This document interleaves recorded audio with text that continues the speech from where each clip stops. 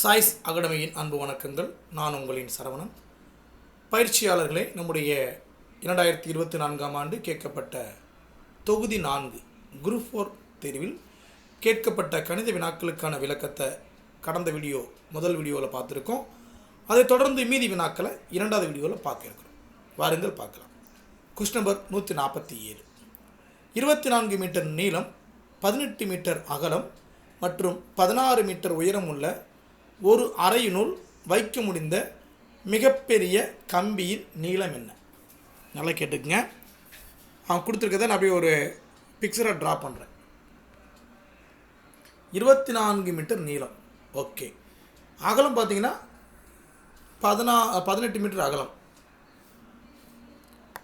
Okay. உயரம் எவ்வளோன்னு பாருங்கள், 16 மீட்டர் உயரம். அப்போ நீளம் 24, அகலம் பார்த்தீங்கன்னா 18, உயரம் எவ்வளவு 16 மீட்டர். ஸோ இதை அப்படியே கற்பனையை வச்சு ஒரு படம் வரைகிறேன் பாருங்கள்.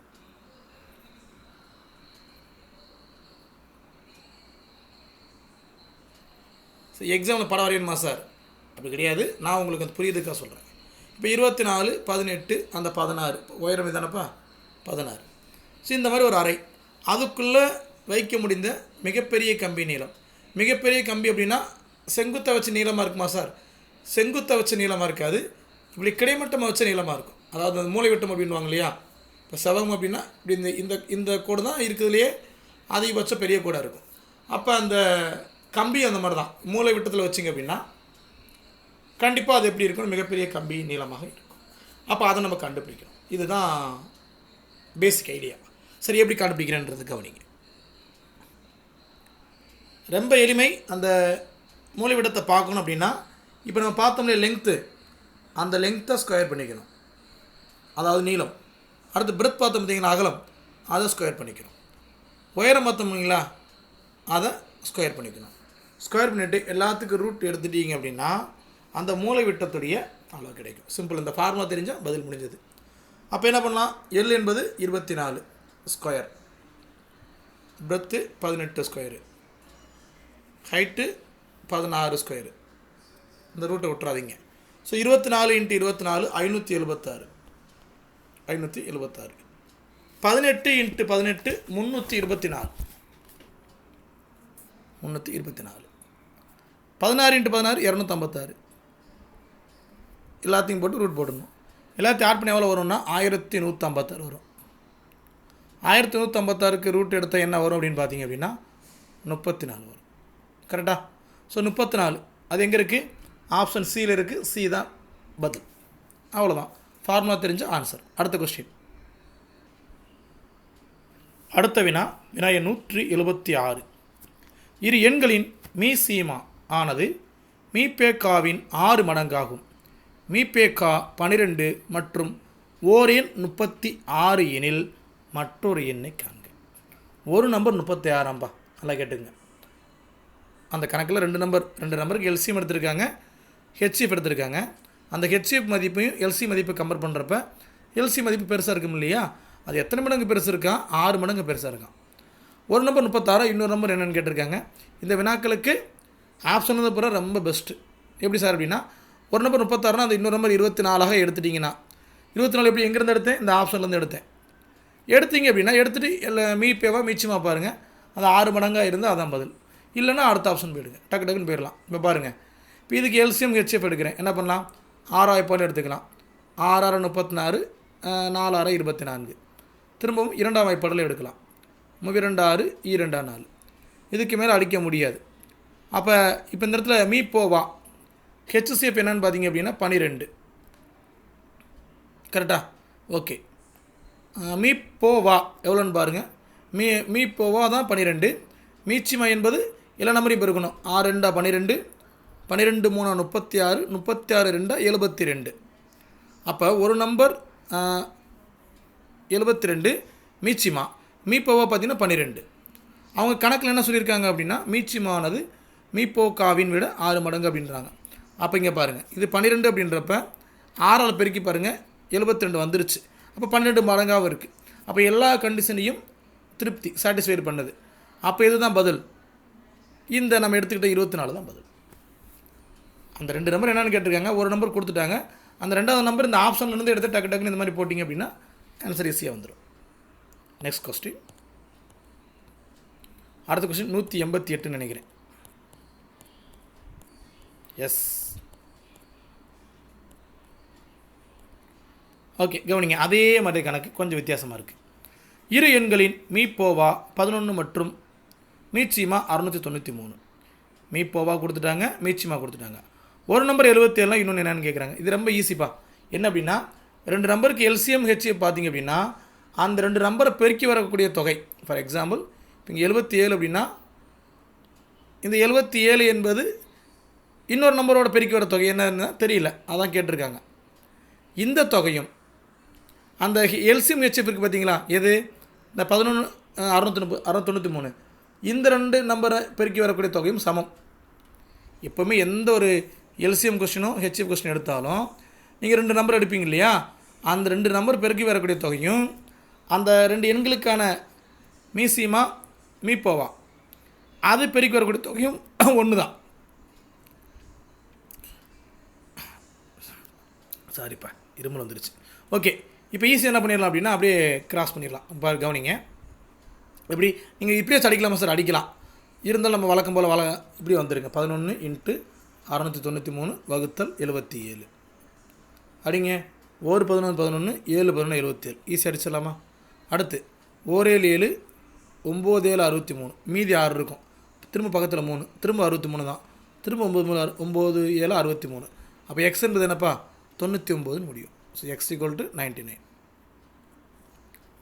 அப்போ அந்த 2 நம்பர் ஒன்று வந்து 77, இன்னொன்று வந்து 99.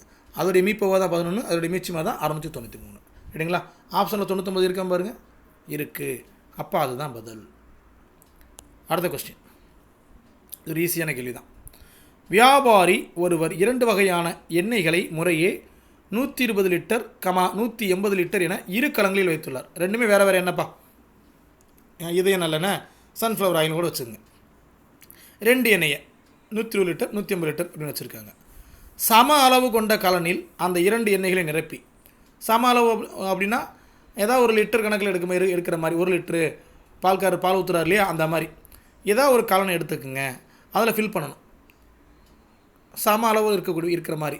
ஃபார் எக்ஸாம்பிள் இப்போ பார்த்தீங்கன்னா ஒரு 10 லிட்டர் கேன் எடுத்துட்டிங்க அப்படின்னா இந்த 120 லிட்டர் எப்படி பிரிக்கணும்? 12 கேனில் ஃபில் பண்ணணும். இந்த 180 லிட்டரை 18 கேனில் ஃபில் பண்ணணும். அப்போ அது ஈக்குவலாக இருக்கும். அந்த மாதிரி ஃபில் பண்ணிங்கன்னா கலன் கொள்ளும் அதிகபட்ச கொள்ளளவு என்னன்னு கேட்குறாங்க. அதாவது கீழே இருக்க அந்த 4 ஆப்ஷனில் எத்தனை லிட்டரு கேனை பயன்படுத்தலாம்னு கேட்குறாங்க. அதிகபட்சம் 10 லிட்டர் வருது, ஆனால் அது ரொம்ப கம்மியான அளவு. பாருங்களேன், 20 போட்டாலும் வரும். எப்படி? 6 கேனில் ஃபில் பண்ணிடலாம் 120 லிட்டரை. 180 9 கேனில் ஃபில் பண்ணிடலாம். 9 × 20 180 வந்துடுது. அப்போ நம்ம மேக்ஸிமம் அந்த அதிகபட்ச கலனை எப்படி கண்டுபிடிக்கிறது அப்படின்னா ஒன்றும் கிடையாது. எல்சிஎம் ஹெச் பார்ப்பீங்க இல்லையா, அதுதான். இந்த 120க்கு 180க்கு எல்சிஎம் பாருங்கள், ஹெச்எம் பாருங்கன்னு டேரெக்டாக கேட்காம இப்படி கேட்டிருக்காங்க. இது எப்படி பார்க்குறது அப்படின்னா ஒன்றும் பிரச்சனை கிடையாது. 10 இப்போ டேரெக்டாக போட்டு பாருங்கள். 12 10 120, 18 10 180. திரும்பவும் 6 அடிக்கலாம். 2 12 3 18. இப்போ இதோடைய மீப்போவா என்னன்னு பாருங்கள். இந்த 2 நம்பர் பெருக்கணும் 60. அந்த மீப்போவா தான் அந்த கலன் கொள்ளும் அதிகபட்ச கொள்ளளவு. மீப்போவா என்னான்னு கேட்டிருக்கணும். அதுக்கு பதிலாக அதை நம்ம அதாவது அன்றாட வாழ்வில் பயன்படுத்துகிற ஒரு விஷயத்தை சொல்லி ஒப்பீடு பண்ணி கேட்டிருக்காங்க. இது ஒரு வகையில் டிஎன்பிஎஸ்சி இப்படியும் கேட்பாங்க. மீப்போவா என்னவோ அதான் பதில். பைத்தார் 60, ஸோ 60 லிட்டர். அப்போ 60 லிட்டர் போட்டிங்கன்னா எத்தனை கேன்பா? இதில் பார்த்தீங்கன்னா 2 கேனில் ஃபில் பண்ணிடலாம், இது 3 கேனில் ஃபில் பண்ணிடலாம். ஒருவேளை அது அப்படி கூட கேட்கலாம். அப்படி ஃபில் பண்ணிங்க அப்படின்னா அந்த அதிகபட்ச கொள்ளளவு கொண்டு எத்தனை முறை நீங்கள் வந்து நிரப்புவீங்க கேட்டால் 2 முறை நிரப்புவீங்க. இதில் இந்த முதல் வகை எண்ணெயை, 2வது வகை எண்ணெயை 3 முறை நிரப்புவோம். ரைட்டுங்களா? அப்படின்னு கேட்கலாம். Question number 190. 1 cube + 2 cube + 3 cube + and so on + k cube is equal to 72,900. Then find 1 + 2 + 3 + and so on + k. இந்த கணக்கு ஃபார்முலா உங்களுக்கு ஆல்ரெடி தெரியும். அதாவது உங்களுக்கு தெரியும் இல்லையா, நம்முடைய அந்த ஏபி இதில் பார்த்திங்க அப்படின்னா ஸ்கொயர் வந்தால் அதுக்கு ஒரு ஃபார்முலா இருக்குது, க்யூப் வந்து அதுக்கு ஒரு ஃபார்முலா இருக்குது, சாதாரண இயலன்களாக இருந்தால் அதுக்கு ஒரு ஃபார்முலா இருக்குது. ரைட். இப்போ இந்த கியூப் வந்து என்ன ஃபார்முலான்றது நம்ம எல்லாத்துக்கும் தெரிஞ்ச விஷயம் தான், இருந்தாலும் ஞாபகப்படுத்துகிறேன். என்ன ஃபார்முலா? n இன்ட்டு n + 1/2 த ஹோல் ஸ்கொயர். இதுதான் கியூப் வந்து இந்த ஃபார்முலா பயன்படுத்தணும் அதோடைய கூடுதலை கண்டுபிடிக்கிறதுக்கு. இது எல்லாம் தெரிஞ்ச விஷயம் தான். சரி, இதுக்கு ஃபார்முலா அதுவும் ஈஸியான ஃபார்முலா தான். எப்படி? n into n + 1/2. அந்த மேலே இருக்கக்கூடிய ஹோல் ஸ்கொயர் வராது. கரெக்டுங்களா? இப்போ பாருங்களேன், அவங்களே இந்த கியூப் வேல்யூ இந்த வேல்யூ கொடுத்துட்டாங்க. 72,900 கொடுத்துட்டாங்க. அதாவது 72,900 அப்படின்ற மதிப்பு எப்படி இருக்குது? அந்த மதிப்பு வந்து எப்படி இருக்குது அப்படின்னா, ஸ்கொயர் கண்டுபிடிச்ச மதிப்பு 72,900. இந்த ஸ்கொயர் போட்டு கண்டுபிடிச்சி வச்சுருக்காங்க. இப்போ நமக்கு இது மட்டும்தான் தேவை. அப்போ என்ன பண்ணால் போதும் அப்படின்னா, இந்த 72,900 இருக்குது பார்த்தீங்களா, இந்த ஸ்கொயரை மறுபக்கம் கொண்டு வந்தால் ரூட் ஆகும். அப்படியே ரூட் போட்டிங்க அப்படின்னா இந்த மதிப்பு கண்டுபிடிச்சிடலாம். 72,900க்கு ரூட் போடணும். 72,900க்கு ரூட் போடணும் அப்படின்னா இந்த 2 ஜீரோ விட்டுருங்க. 2 ஜீரோ நீங்கள் 1 ஜீரோ தான் எழுதுவீங்க. 729 மட்டும் பாருங்கள். எந்த 2 நம்பர் பேருக்குன்னா 729 வரும் அப்படின்னா 27 பேருக்குன்னா வரும். 27 × 27 729. இந்த 2 ஜீரோக்கு 1 ஜீரோ போட்டுங்க. ரூட் எடுத்தால் 2 ஜீரோக்கு 1 ஜீரோ போட்டுக்கணும். அப்போ 270 வருது. அப்போ அதான் பதில். ஆப்ஷன் சியில் இருக்கா? அவ்வளோதான். ஸோ ஃபார்முலா வச்சே ஒப்பீடு பண்ணி கண்டுபிடிச்சிடலாம். ஒரு ஃபார்முலாவில் ஸ்கொயர் இருக்குது, இன்னொரு ஃபார்முலா ஸ்கொயர் இல்லாமல் இருக்குது. ஸ்கொயரை மறுபக்கம் அனுப்பி அதை ரூட் எடுத்தோம்னா பதில் வந்துடுச்சு. அடுத்த question number serious 2, 3, 5, 9, x 33, y and so on என்ற தொடரில் x + y மதிப்பு காண்க. கொஞ்சம் வித்தியாசமாக கேட்டிருக்காங்க. என்ன தொடர்புன்னு பார்ப்போம். இந்த நம்பர்களுக்கு இடையில் என்ன தொடர்புன்னு பார்க்கலாம். வழக்கமாக என்ன பண்ணுவோம், முதல் 2 நம்பருக்கு இடையில் என்ன வித்தியாசம்னு பாருங்கள். ஒரு வித்தியாசம் இல்லை. 3லேருந்து 2 போனால் 1 தான். அடுத்த 2 நம்பர் கழிச்சிங்கன்னா 5லேருந்து 3 போச்சுன்னா 2ன்னு வருது. அடுத்தது கழிச்சிங்க அப்படின்னா 4ன்னு வருது. அப்போ அடுத்து கழிக்கிறப்ப 5ன்னு வரலாம். அப்போ என்ன பண்ணுவோம், அந்த இடத்துல வந்து ஒரு 5 வர மாதிரி 14 போட்டால் வருமா? மன்னிக்கும் 14 1 எஸ். அதாவது இந்த இடத்துல 14 போட்டால் 14 9 போனால் 5ன்னு வருது. பட் அடுத்தது பார்த்தா 33 வருது. சம்மந்தமே இல்லை. அப்போ அந்த மாதிரி போக சான்சஸ் இல்லை. சரி, ஸ்கொயர் பண்ணி பார்ப்போம். இதுக்கிடையில் பார்த்தீங்கன்னா 1 இருக்குது. ஸோ 1 ஸ்கொயராக இருக்கலாம். அடுத்த 3, 5 இடையில் டிஃப்ரென்ஸ் 2 இருக்குது. ஸ்கொயர் மதிப்பு இந்த இடத்துல வரலை. அப்போ அது எடுக்க முடியாது. அதுவும் கிடையாது. வேறு என்ன சார் பண்ணுறது? ஒரே குழப்பமாக இருக்குது அப்படின்னா குழப்பமாக தான் இருக்குது.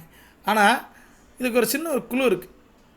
என்ன சார் குழு அப்படின்னா, இங்கே பாருங்களேன், 1 2 இந்த 2 நம்பர் பெருக்கி பாருங்கள். 1 2 பெருக்குன்னா 2. சரி, இப்போ பாருங்கள், இது 2 பெருக்குன்னு இந்த நம்பர், இது 2 நம்பர் பெருக்குன்னா அடுத்த ஒரு 8ன்னு வரும். இது திருப்பி 2ஆல் பெருக்குன்னா 36 சரி 16ன்னு வரும். என்ன சொல்ல புரியுதுங்களா?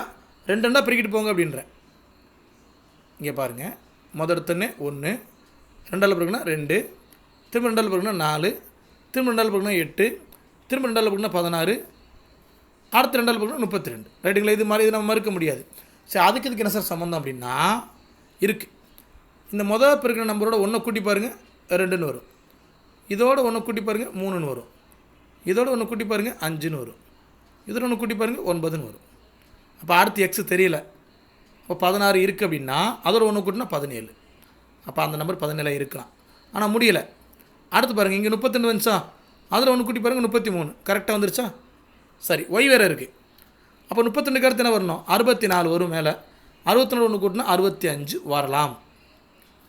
அப்போ எக்ஸும் 17னும் ஒய் 65னும் மைண்டில் வச்சுட்டிங்க அப்படின்னா அவங்க என்ன கேட்குறாங்க? எக்ஸ்ஒய் கேட்கல, எக்ஸ் ப்ளஸ் ஒய்யின் மதிப்பு கேட்குறாங்க. அப்போ 65யும் 17யும் ஆட் பண்ணிங்கன்னா என்னப்பா வரும்? 70 12 82 வருமா? ஸோ 82 என்பது பதில். அவ்வளோதான்.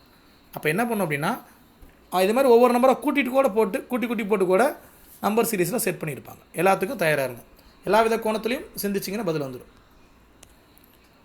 அடுத்த question, when we write a z b y c x and so on y b z a, how many consonants will appear to the left to the vowels? என்ன சார் சொல்ல வராங்க? பயப்படாதீங்கன்றாங்க. நாங்கள் எங்கே சார் பயப்பட்டோம்? ஓகே, உண்மைதான். இந்த number எப்படி எழுத சொல்கிறாங்க அப்படின்னா இந்த படத்தில் பார்க்குற மாதிரி இப்படி எழுத சொல்கிறாங்க. மொதல் 2 எழுத்து பாருங்களேன், ஏ இஜட்னு ஆரம்பிங்கப்பான்றாங்க. சரிங்க, அடுத்த நம்பர் வந்து BYன்னு போடுங்கன்றாங்க. அடுத்த நம்பரை CXன்னு போட சொல்கிறாங்க.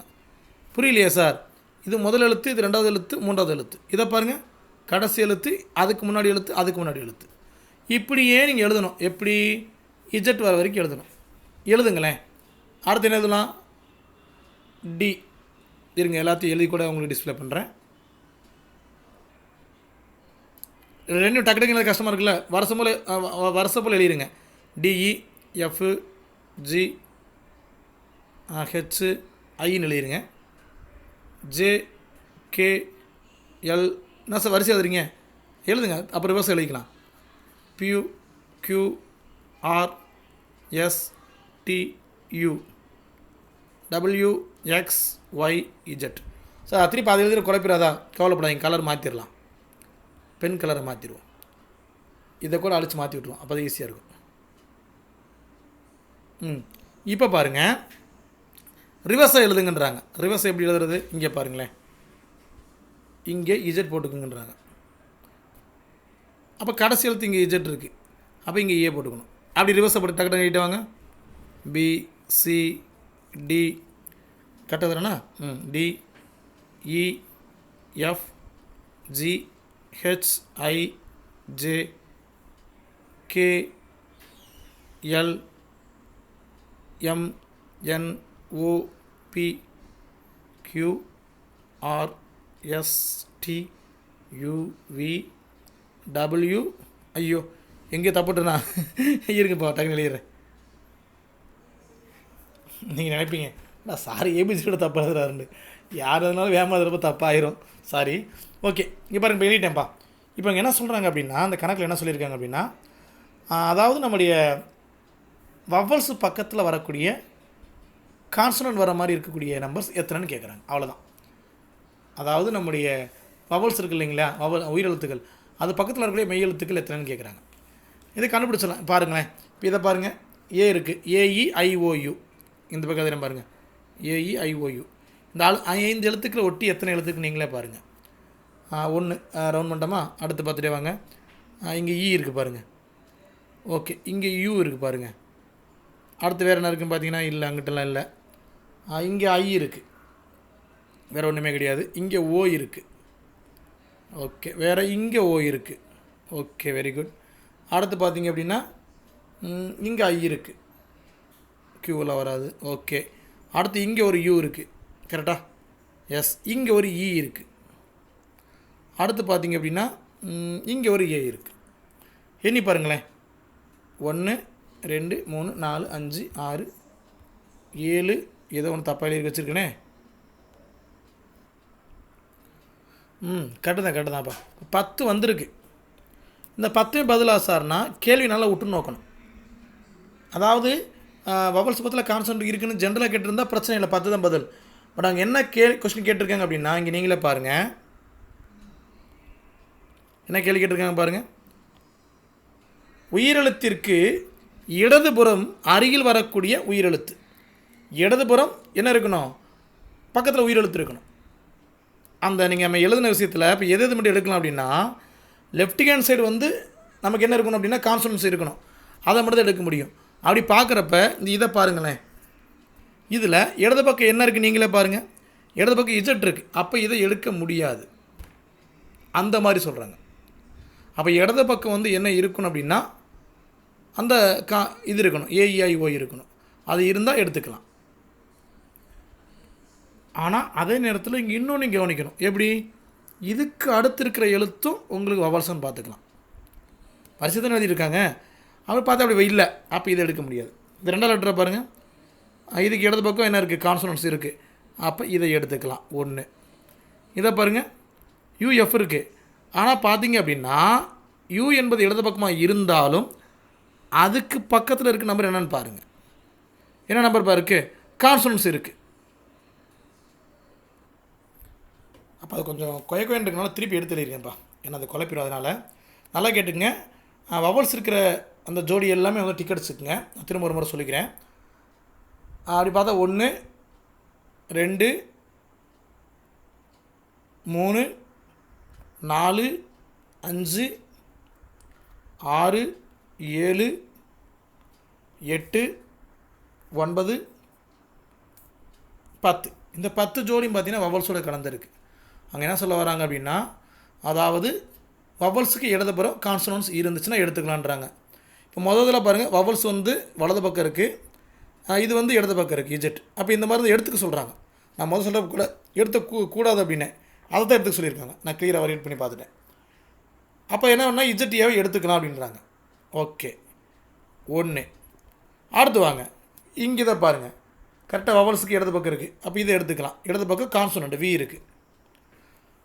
அடுத்து வேறு இங்கே பாருங்கள், இது எப்படின்னா இருக்கிறதே இந்த எழுத்துடைய இடது பக்கம் பாருங்கள், ஜோடி இந்த ஜோடியாக இருக்கலாம், பக்கத்தில் வலது பக்கம் எஃப் இருக்கலாம், நமக்கு அது தேவையில்லை.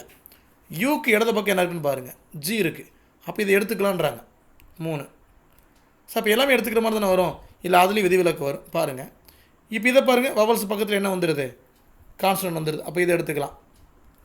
இதுவும் பாருங்கள், ஓஎல் வராத மாதிரி தெரியுது, ஆனால் இதுக்கு இடது பக்கம் இந்த நம்பர் இருக்குமா, எம் இருக்குமா, அப்போ அதையும் எடுத்துக்கலாம். இது பாருங்கள், நேரடியாகவே இருக்குது, அந்த எழுத்துலேயே இடது பக்கம் எல் இருக்குது. ஓகே, கான்சனன்ட் வர இடது பக்கம், சரி, வவல்ஸுடைய இடது பக்கம் கான்சனன்ட் இருக்குது. ஓகே, அதுக்கப்புறம் பார்த்திங்க அப்படின்னு இங்கே வாங்க, இதுவும் கரெக்டாக தான் இருக்குது. இல்லை ஐ பக்கத்தில் ஆர் இருக்குது, பட் இந்த எழுத்தை பார்க்குறோம், பக்கத்தில் அந்த ஜோடியை பார்க்குறோம், அதில் எஸ் இருக்குது. அப்போ அதையும் எடுத்துக்கலாம். அப்படி பார்த்தா இதையும் எடுத்துக்கலாம், இதையும் இங்கே டபுள்யூ தான் இருக்குது, எடுத்துக்கலாம். ஓகே, அப்போ எல்லாமே எடுத்துக்கிட்டோமே சார். ஆனால் இதை பாருங்கள், இதில் இது இப்போ எந்த பக்கம் இருக்குது, வவல்ஸே இடது பக்கம் இருக்குது, கான்சனன்ட் எப்படி இருக்குன்னா வலது பக்கத்தில் இருக்குது. அப்போ முதல் இதை மட்டும் எடுத்துக்க முடியாது. இப்போ மீதி மொத்தம் 10ல் 1 எடுத்துக்கலாம், அப்போ மீதி 9 இருக்குது. அப்போ 9 தான் பதில். கொஞ்சம் கவனிக்கணும், ரைட்டுங்களா? இந்த வீடியோ இந்த கணக்கு மட்டும் கொஞ்சம் ஓட்டி திரும்ப வந்து ஒரு முறை செக் பண்ணி பார்த்துக்கு, ரைட்டுங்களா? சரியாக தான் இருக்குது. பதில் பாருங்கள், 9 தான். நம்ம நினச்ச மாதிரியே 9 தான் பதில். ஓகே, அடுத்த கொஸ்டின் நம்பர் 193. ரமிளா கூறுகையில், எனது மாமனாரான ராமநாதனின் ஒரே மகனான ராமன் ராகவியின் தந்தை அப்படின்னு ஆரம்பிச்சிருக்காங்க. நல்லா கேட்டுங்க, மாமனாரான ஏதோ ஒரு ஆண், வயதான ஆண் போல், ரைட்டுங்களா? மாமனார் அப்படின்னு இருக்காங்க. ஓகே, இந்த வயதான ஆணை இப்படி வச்சுக்கோங்க. அப்படி ஒரே மகனான, அப்போ இவருக்கு இவர் மகன் யார், ராமன். அவங்க தந்தை ரமணி ராகவியின் சகோதரி என்றார். அப்போ இந்த மகன் வந்து தந்தை ஆகிட்டார். அவங்களுடைய குழந்தைகள் யார், ரமணி ராகவி. ரமணி ராகவி இந்த 2 பேருமே சகோதரி என்றால், ரமணி ராமநாதனுக்கு என்ன உறவு? ரமணின்றவங்க இங்கேருந்து இங்கே இருக்காங்க. இப்போ இவர் மகன், இவரும் ஒரு ஆண் அப்படின்றப்ப, இவருடைய குழந்தை இவங்க குழந்தை இவங்க 2 பேர் அப்படின்றப்ப, இவர் யாருப்பா, தாத்தா. இவங்க யார், பேத்தி. இப்போ அவங்க என்ன கேட்குறாங்க அப்படின்னா, ரமணி ராமநாதனுக்கு என்ன உறவு? என்ன உறவுப்பா, பேத்தி உறவு. அவ்வளோதான்.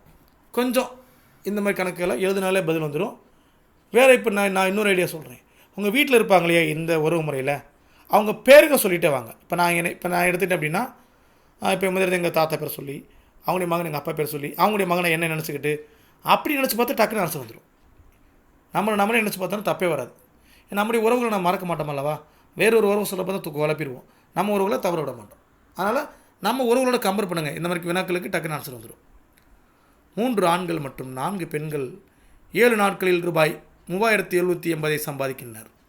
11 ஆண்கள் மற்றும் 13 பெண்கள் சேர்ந்து 8 நாட்களில் 15040 சம்பாதிக்கிறார்கள் எனில் 7 ஆண்கள் மற்றும் 9 பெண்கள் சேர்ந்து எவ்வளோ நாட்களில் 12400 சம்பாதிப்பார்கள்? ஸோ இந்த கணக்கு என்ன பண்ணும் அப்படின்னா, ஈக்குவேஷன் உருவாக்கிடணும்.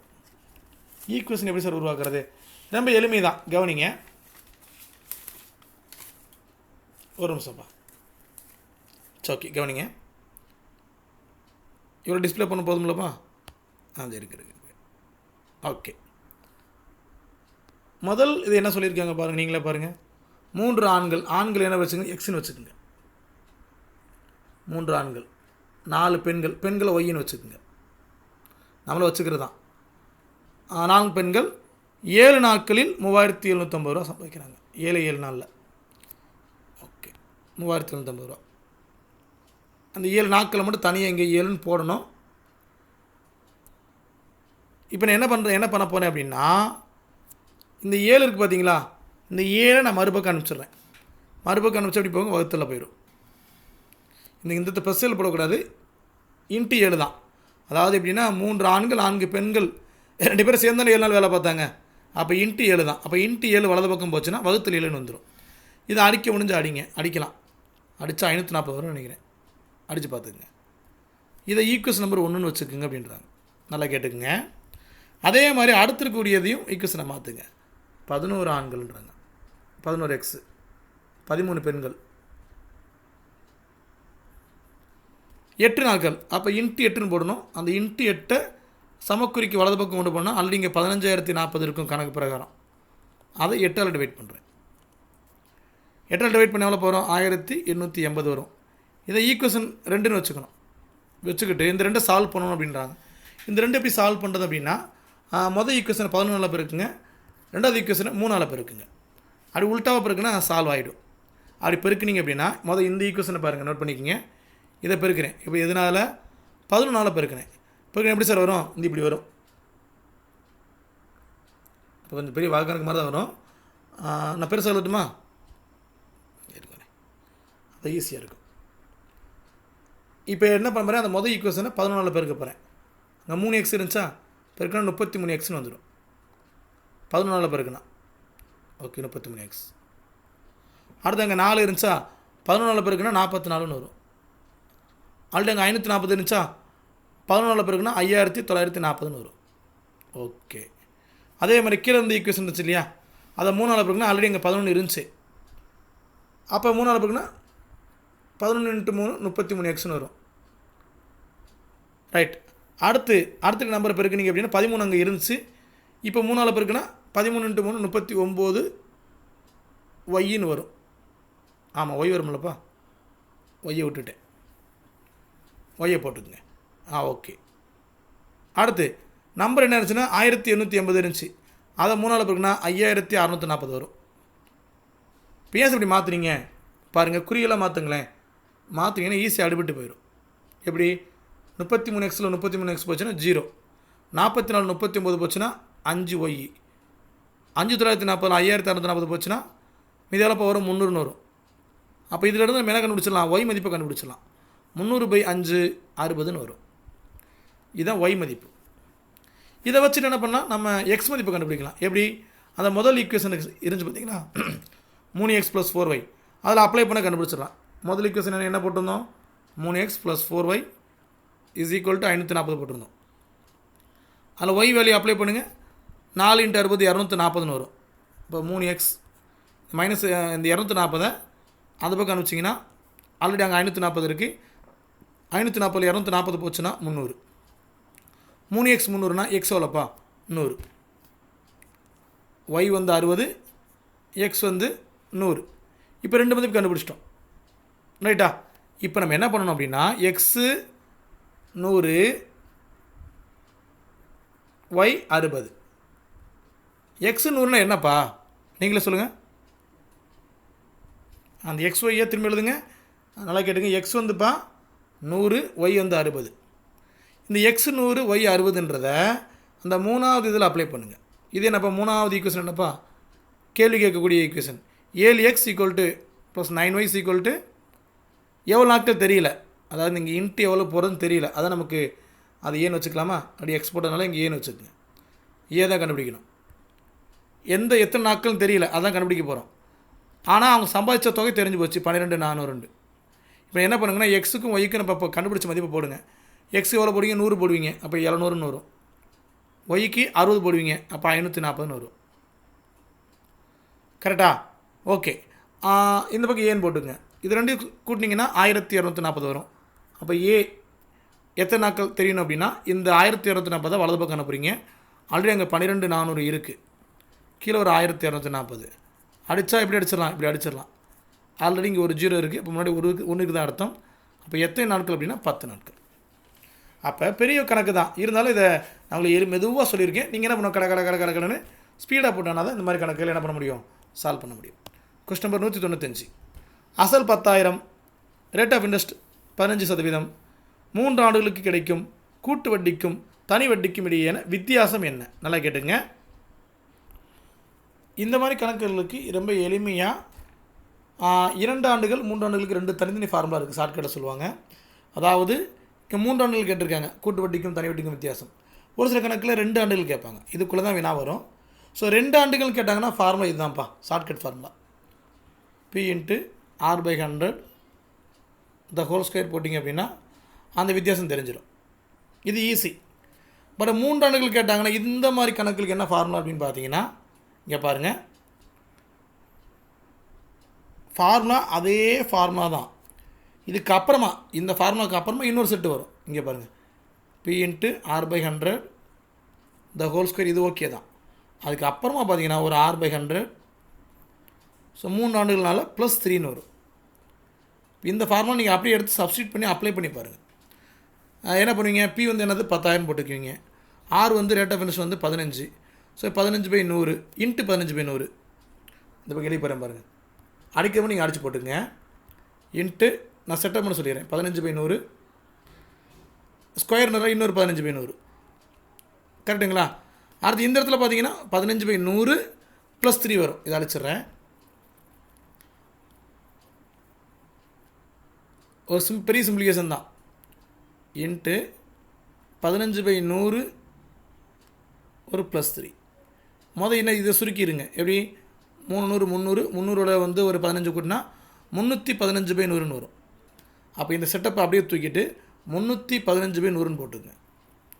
315/100. அவ்வளோதான்ப்பா. இதுக்கப்புறம் நீங்கள் என்ன பண்ணுங்கன்னா ஒவ்வொன்றும் அடிச்சு போடுங்க, ஆன்சர் சரியாக வரும். இதுலேயும் பார்த்தீங்கன்னா இந்த 2 0 இந்த 2 0 அடிச்சிடலாம். இந்த 2 0 இந்த 2 0 அடிச்சிடலாம். கரெக்டாக ஈஸியாக தான் இருக்கும்.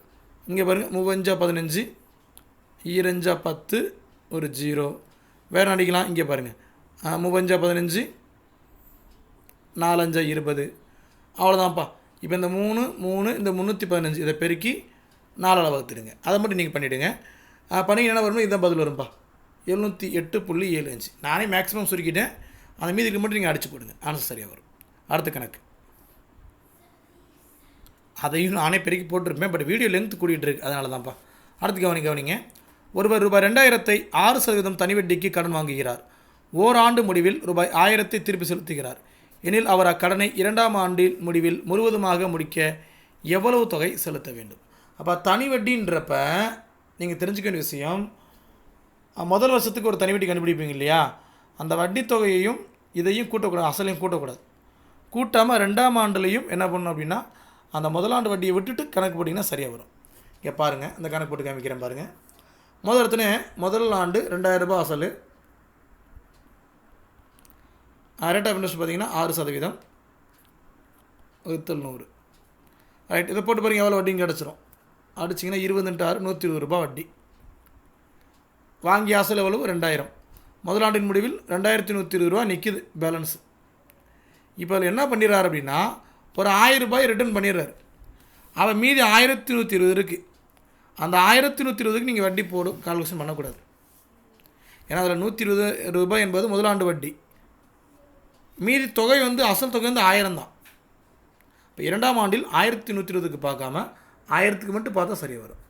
1120 பார்க்கணும், எப்போ கூட்டு வட்டிக்கு பார்க்கணும். தனி வட்டிக்கு அந்த அசல் தொகை 1000க்கு மட்டும் பார்த்தா போதும். போட்டு பாருங்கள், 6/100 போட்டு எவ்வளோ வரும், 2 0 அடிச்சிருங்க, 6 × 10 60. அப்போ அதுக்கு அடுத்த ஆண்டின் முடிவில் அசல் தொகை ஒரு 1000, முதல் ஆண்டு வட்டி 120, 2ஆம் ஆண்டு வட்டி எவ்வளோப்பா 6 × 10 60 ரூபா. 3 கூட்டுங்க 1180 வரும். இதுதான்ப்பா அவர் கடைசி செலுத்த வேண்டிய தொகை. எங்கே இருக்குது, ஆப்ஷன் பி, அதான் கரெக்ட். அந்த சின்ன ஐடியா மட்டும் மைண்டில் வச்சுருக்கீங்க, டக்குன்னு போட்டுருவீங்க. அடுத்த கொஸ்டின் 197. விக்னேஷ் 2 ஆண்டுகளுக்கு 4% வட்டி விகிதத்தில் 10,000 ரூபாய் கடனாக பெற்றார். இந்த பணத்தை சஞ்சயிடம் 2 ஆண்டுகளுக்கு 6% வட்டி விகிதத்தில் கடனாக கொடுத்தார். இந்த பரிமாற்றத்தில் அவருக்கு கிடைத்த ஓராண்டின் லாபம் என்ன? தனித்தனி கணக்காக போட்டு கழித்து பார்த்தீங்கன்னா லேட் ஆயிரும். எப்பா இப்போ கந்தூரி கணக்கில் கூட ஓடிட்டுருக்கு. ஒருத்தருக்கு நிறைய காசு வச்சுட்டு என்ன பண்ணுவாங்க அப்படின்னா ஒரு 3 வட்டிக்கு வாங்கிக்கிறது. மார்க்கெட்டில் பார்த்திங்கன்னா ஒரு 5 வட்டிக்கு விடுறது. அப்போ அவருக்கு 2 வட்டி லாபம். அவரோட சோர்ஸே கிடையாது, மூலப்பொருள் கிடையாது, அவரோட பணமே கிடையாது. வாங்கி மாற்றி விட்டு கரெக்டாக கலெக்ட் பண்ணி கொடுப்பார். சோர்ஸே இல்லைன்னு அப்படின்னா கூட பணக்காரர் ஆகிடலாம். ஆமாம், ஒருத்தர் பணத்தை வாங்கி இன்னொருத்தருக்கு கொடுக்குறோம், இதோட வட்டி கம்மியாக வாங்கி இன்னொருத்தருக்கு வட்டி கூட கொடுக்குறோம். அதே மாதிரி தான் இங்கே இவர் வாங்கின வட்டி எவ்வளோன்னு பார்த்தீங்கன்னா 4%, கொடுக்குற வட்டி 6%. அப்போ எத்தனை பர்சன்டேஜ் கூட கொடுக்குறாரு பாருங்கள், 2% கூட கொடுக்குறாரு. அப்போ 10,000க்கு 2% எவ்வளோன்னு பாருங்கள், அவ்வளோதான். 10,000க்கு 2% எவ்வளோன்னு பாருங்கள், அவ்வளோ லாபம் அவருக்கு வந்துடும். இங்கே பாருங்கள், 2 அடித்தாச்சு, மேலே 2 இங்கே 100 இருக்குது, 2 100 இருக்குன்னா 200. அப்போ 2% அவங்க கூட வட்டி வச்சு விற்கிறதுனால வசூல் பண்ணுறதுனால அவருக்கு லாபம் எவ்வளோப்பா, 200 லாபம். அவ்வளோதான். இதுதான் கொஸ்டினாக கேட்டிருக்காங்க. நீங்கள் தனித்தனியாக போடாமல் ஒரே சிங்கிள் ஷார்ட்லேயே முடிச்சிடலாம். ரைட்டுங்களா? ஓகே. அடுத்து 198. 7 மற்றும் 13 ஆகிய எண்களின் மீப்போவா மற்றும் மீச்சிமாவின் விகிதத்தை காண்க அப்படின்னு கேட்டிருக்காங்க. ஒன்றும் இல்லைப்பா, 7 13க்கு மீப்போவா மீச்சிமா கண்டுபிடிங்க. அது கிரேசியை பாருங்கள், அவ்வளோதான். முதல் எடுத்து என்ன பண்ணலாம், எதுலேயும் அடிப்படலை. அப்போ என்ன பண்ணலாம், அப்படி வச்சுக்கலாம்ல சார், வச்சுக்கலாம். 1 போட்டு 7,13 போட்டுக்கலாம். ரைட்டா? போட்டுக்கலாம் இல்லையா? இதில் மீப்போவா எவ்வளோப்பா, மீப்போவா என்பது 1, மீச்சிமா 3 இப்போ இருக்கிறீங்க, 7 13 91. அப்போ மீப்போவா 1, மீச்சிமா 91. இதுதான்ப்பா மீப்போவா மீச்சிமாவின் விகிதம். இருக்கா? எங்கே இருக்குது? 1:91. அதான் பதில். ரொம்ப எளிமையான கணக்கு தான். 198. 199. கயல் 5 டஜன் முட்டைகளை வாங்கினார். ஒரு டஜன் எவ்வளோப்பா, 12. அப்போ 5 டஜன் அப்படின்னா 60. மைண்டில் வச்சுக்கோங்க. அது 45 முட்டைகள் நல்ல முட்டைகள், 15 முட்டை கெட்டு போயிருக்கும். அப்போ கெட்டு போன முட்டைகளின் சதவீதம் கேட்குறாங்க. எத்தனை முட்டைன்னு கேட்கல, 15 முட்டைகளோட பெர்சன்டேஜ் பார்க்க சொல்கிறாங்க. மொத்தம் இருந்தது 60 முட்டைகள், அது 100%. அதில் 15% என்பது எத்தனை சதவீதம் கண்டுபிடிங்க. அவ்வளோதான். என்ன பண்ணணும், நீங்கள் பார்த்தா தெரியுதா, இந்த 60 100% அப்படின்னா 15 எத்தனை பெர்சன்டேஜ்னு பார்த்தா போதும். இது எப்படி சார் பார்க்கலாம், இங்கே பாருங்களேன், அப்படியே போடுங்க. 15/60 × 100. அவ்வளோதான். 1 15 15 4 15 60, 1 4 25 4 100. அப்போ 25% இருக்கா? சி பதில். இதெல்லாம் எளிமையான கணக்கு தான்ப்பா. அந்த 2 கணக்கு தான் கொஞ்சம் பெரிய பெரிய கணக்கு, மற்ற எல்லாமே ஈஸியான கணக்கு தான். The last question. Sunday 2, Tuesday 3, Thursday 2 எனில் மண்டேவின் மதிப்பு என்ன? இது நான் ஆல்ரெடி உங்களுக்கு இந்த கணக்கு சொல்லி கொடுத்துருக்கேன், இதே மாதிரி மாடலில். சண்டேயில் எத்தனை வவல்ஸ்னு பாருங்கள். பார்த்தா U 1 இருக்குது, A 1 இருக்குது, 2. டியூஸ்டேயில் ஒரு E இருக்குது, ஒரு A இருக்குது, ஒரு U இருக்குது, இப்போ 3. தேர்ஸ்டேயில் பாருங்கள், ஒரு U இருக்குது, ஒரு A இருக்குது, 2 வவல்ஸ் இருக்குது. இப்போ மண்டேல எவ்வளோன்னு பாருங்கள், O இருக்குது, A இருக்குது, 2 வவல்ஸ். அப்போ அந்த 2 தான் பதில். அவ்வளோதான், முடிஞ்சு. ஓகே, இதே மாதிரி அற்புதமான ஒரு வினாத்தாளில் அடுத்த வீடியோவில் சந்திக்கிறேன். தேங்க்யூ.